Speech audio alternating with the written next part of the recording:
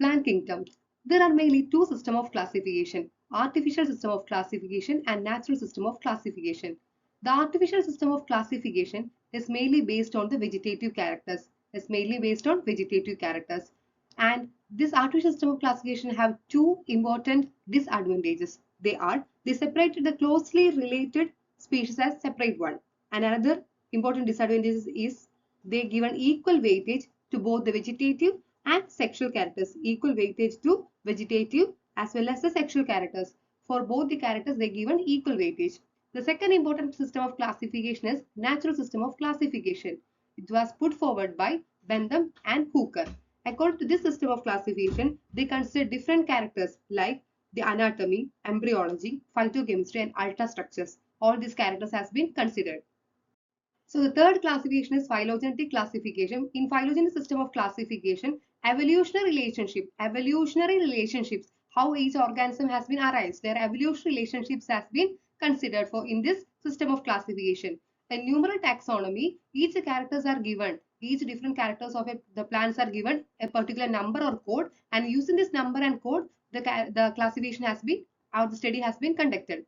In cytotaxonomy, the important cytological cellular informations like chromosome number. Look at this. Different chromosomes have particular number. So the chromosome number, their structure, their behavior has been considered. In chemotaxonomy, the important chemical constituents that are present in the plants has been used for the study. So that is chemotaxonomy, cytotaxonomy, numerical taxonomy, and phylogenetic system of classification. So next is algae. Algae are simply chlorophyll bearing simple thalloid autotrophic and largely aquatic organism. Thalloid means their main plant body is not divided into root or leaf or any structures. So they are simple thalloid autotrophic. They can synthesize their own food and they are largely aquatic. There are mainly three types of reproduction are seen in algae. The first one is the vegetative reproduction. The vegetative reproduction is mainly through fragmentation. The small portion of the main plant body will be cut into small fragments and each fragment will give rise to a new organ that is called vegetative reproduction, and that is fragmentation. Now the second method of reproduction is asexual reproduction, that is mainly occur through these specialized spores called zoospores, and these zoospores are flagellated spores. The third type of reproduction is sexual reproduction. In sexual reproduction has been divided into three types: isogamy, anisogamy, and oogamy. What is isogamy? The two gametes, the gametes can be either flagellated or non-flagellated, but they will be in equal size. That is termed as isogamy. In anisogamy, the two gametes will be dissimilar. They will be dissimilar in size. Their size will be entirely different. The one will be large and another will be small.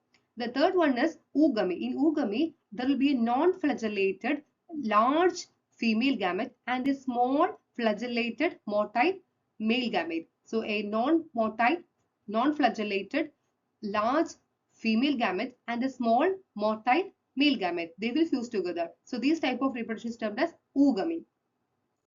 So there are different types of algae. They can be green algae, there will be brown algae, red algae. So algae are mainly divided into chlorophyceae, phaeophyceae and rhodophyceae.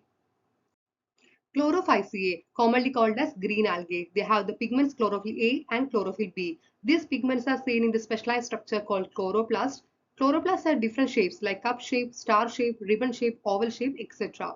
And they also have a pyrinode. Pyrinodes are a specialized structure just seen within the chloroplast. It's mainly made up of starch. Not only starch, it also have protein. There are three types of reproductions are seen in the chlorophyceae. There will be vegetative reproduction through fragmentation, asexual reproduction through spores, and sexual reproduction through isogamous, anisogamous, and oogamous.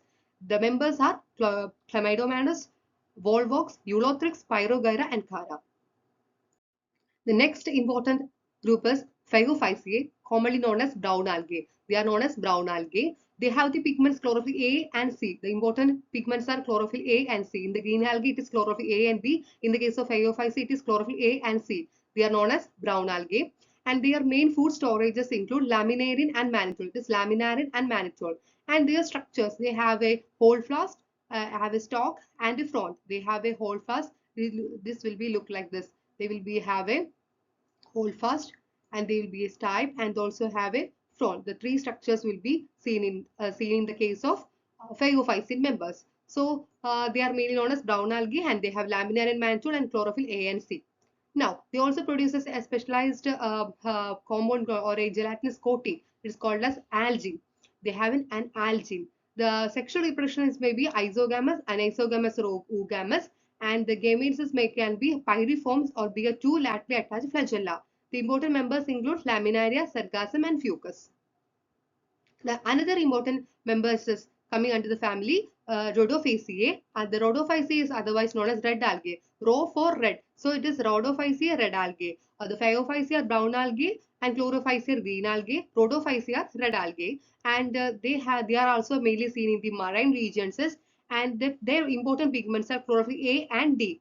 They also have phycoerythrin, and the important reserve food material is Floridian starch.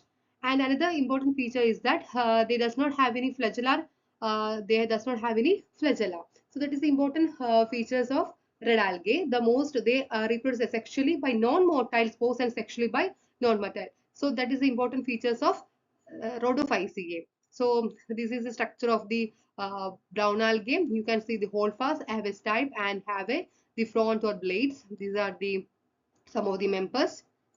Now, rhodophyceae we already defined. The name origin called red algae because of the red pigment phycoerythrin, and they are mainly seen in the marine regions, and they have the Floridian starch. The reproduction can be fragmentation or through non-motile spores, and sexual reproduction is through oogamous with the complex post-fertilization process. The members include Polysiphonia, Porphyria, Gracilaria, and Gelidium. These are the important members. So these tubules very important in the algae. So these are some of the members of the red algae. So these table they are already discussed. So the chlorophyceae have the chlorophyll A and B. But in the case of phaeophytes, it is A and C and fucosandin. Rhodophyceae, it is A and D on phycoerythrin. In the case of chlorophyceae, the food reserve is starch. But in the case of phaeophytes, it is mannitol and laminarin. And rhodophyceae, it is Floridian starch.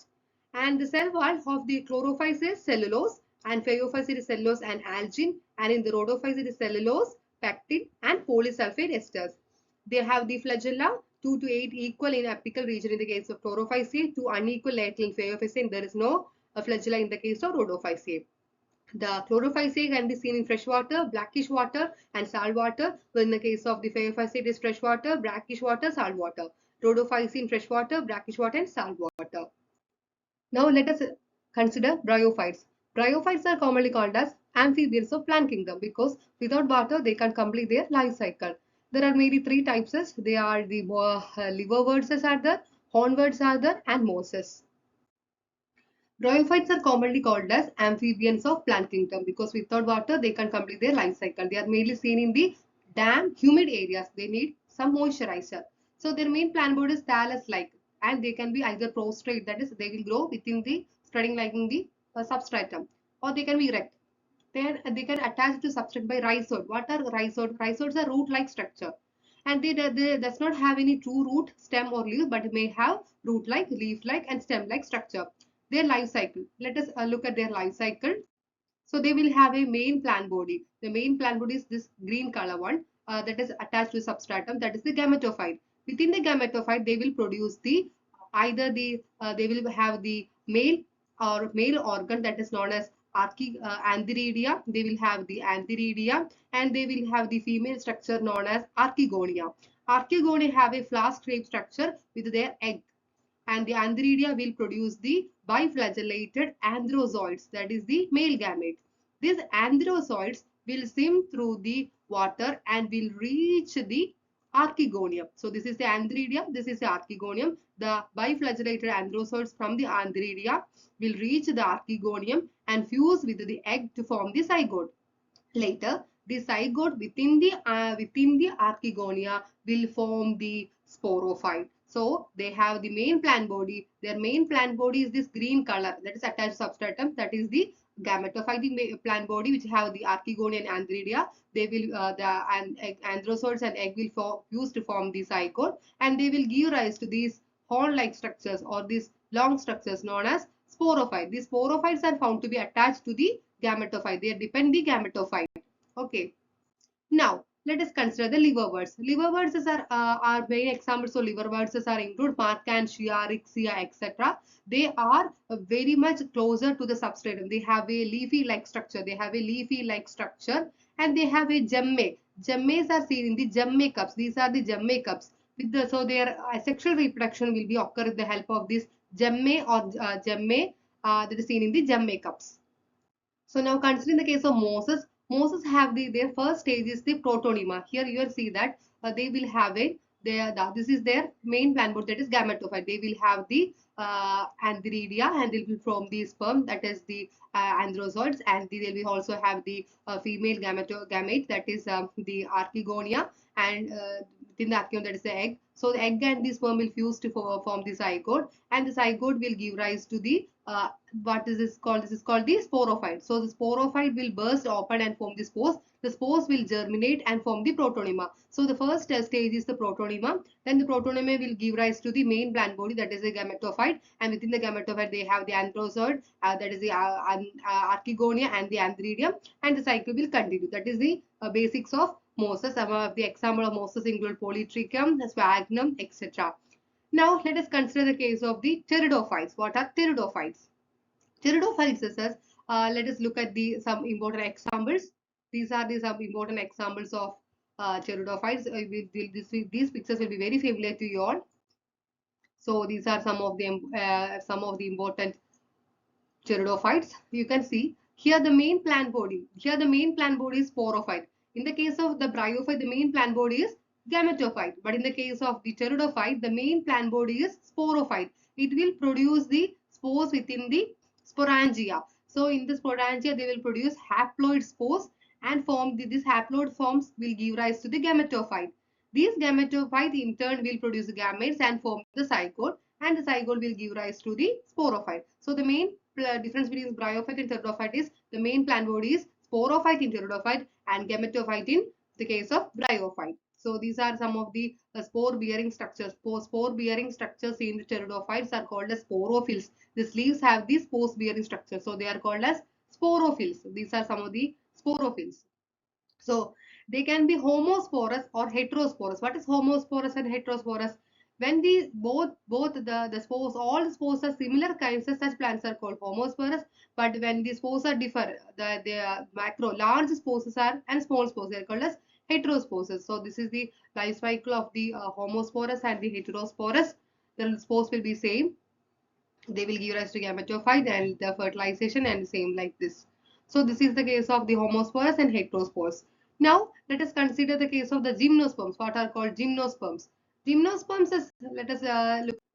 Gymnosperms examples include cycas, spinus, etc. They are mainly heterosporous. They will produce two types of spores, either a female cone. They can be either in the form of female cone, that is known as female strobili, or male cone known as male strobili. The female cone is made up of megasporophyll, and it have megasporangia and the female gametophyte. But in the case of the male, it will be microsporophylls, microsporangia, and the pollen grains. Pollen grains are known as the microgametophyte, whereas in the case of megaspores and these pollen grains together form the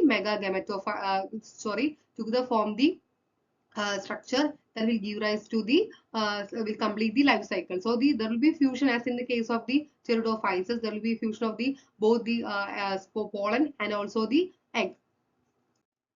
So reproduction, the heterospores produce haploid microspores and megaspores. Spores are produced in sporangia located on sporophyll, arranged in strobili or known as cones.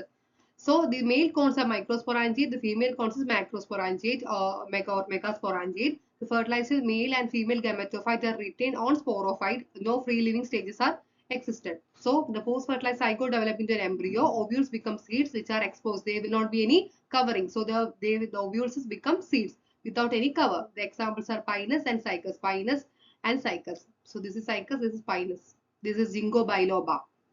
Now the angiosperms, unlike the gymnosperm where the ovules are naked, in the gymnosperms of flowering plants, the pollen grains and ovules are developed in specialized structures called flowers.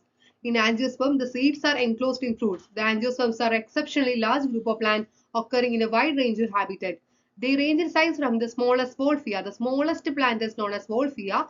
Smallest angiosperm is Wolffia to largest tree of eucalyptus, that is around 100 meters. So they can be dicotyledonous and monocotyledonous. The more characters of angiosperms will be discussed in the later chapters. Do subscribe.